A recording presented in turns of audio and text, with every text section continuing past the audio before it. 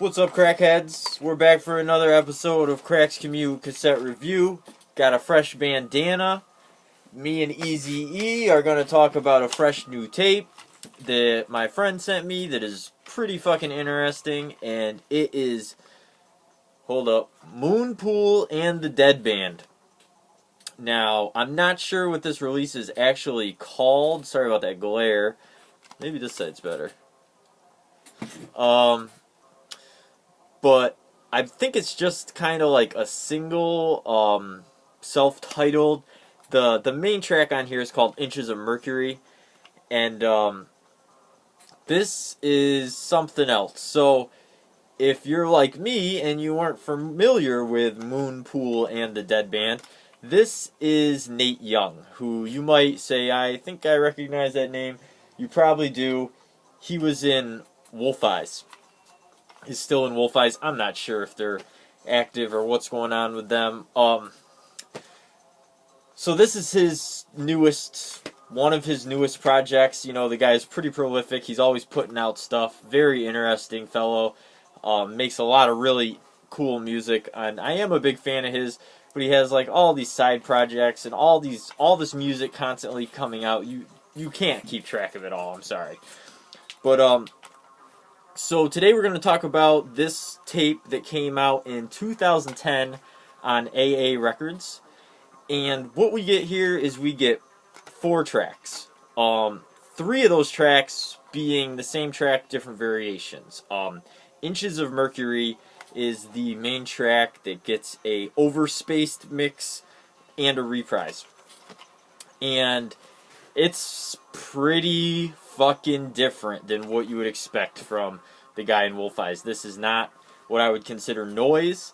I would say this is somewhere in between EDM and electronic ambient music. And when I say EDM, I'm not saying it's dance music by any stretch of the imagination. You could dance to it. Like, I could see this playing on like a LSD party on Mars and some freaks dancing, but I'm not saying it's dance music. I'm just saying it's very, very beat driven and has a lot of bass. Like, I thought that this was going to destroy the speakers in my car. The bass is so heavy on this thing. And it's very spaced out. Tons of synthesizers. Some droning ambience as well. Really, really weird. So different than what I would expect from him. I actually quite like this release a lot.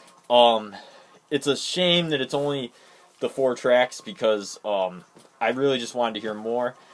And like I said, I listened to it in my car, and this thing was just tearing my speakers up because they're factory speakers in a shitty car.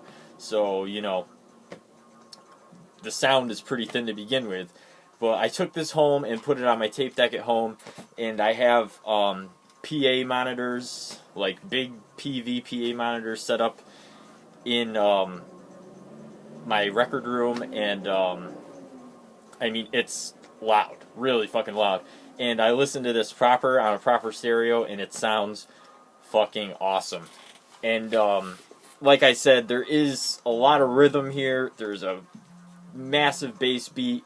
I've been talking a lot lately about M. Akers, and I would say like M. Akers is much darker than this is. This is more up-tempo, but kind of a similar electronic, you know, obviously instrumental feel going on here. And I really like it. I would say if you're into electronic music, and especially very spacey electronic music, I'd say like it's nothing like Daft Punk, like that type of electronic music, but it's a little more beat driven than say Aphex Twin. It doesn't sound like either of those really. Those are just comparisons that I think everybody knows. So somewhere in the middle, but much, much weirder. And I don't really like to use this term, but it's kind of druggy sounding. So pretty interesting stuff. Definitely worth a look if you're interested in instrumental, electronic, synthesizer, ambient drone music with a ton of bass. So let's talk about the packaging. Not much to talk about at all, just a regular plastic case here. A printed J card that has a really cool picture. I really like this picture. A track listing, and it'll just, you know, AA Records 2010. Nothing on the inside. And a blank black cassette. This is a prison cassette. Oh, no, it isn't. There is screws. You can tell the difference. Cassettes with no screws are called prison cassettes. And, so yeah, really, really basic. Not much going on. I do really like the cover art, though. On my scale here, I'll definitely give this a tape it. I can't in good conscience tell you to go out and buy this particular release just because it is only 4 tracks. And, you know, it's remixes and reprise of 1 track. So essentially you're just getting 2 tracks, although they all sound very different. But that bass, you know, you can tell it's the same. But really cool. Definitely go out and check this out and see for yourself if it's something you're interested in. If you're into Wolf Eyes at all, electronic music, it's definitely worth a listen. So definitely give this a tape it, and I'm gonna go get on the internet and see if I can find more of this guy's stuff because I really do like it. So that's it for me, guys. Crack out.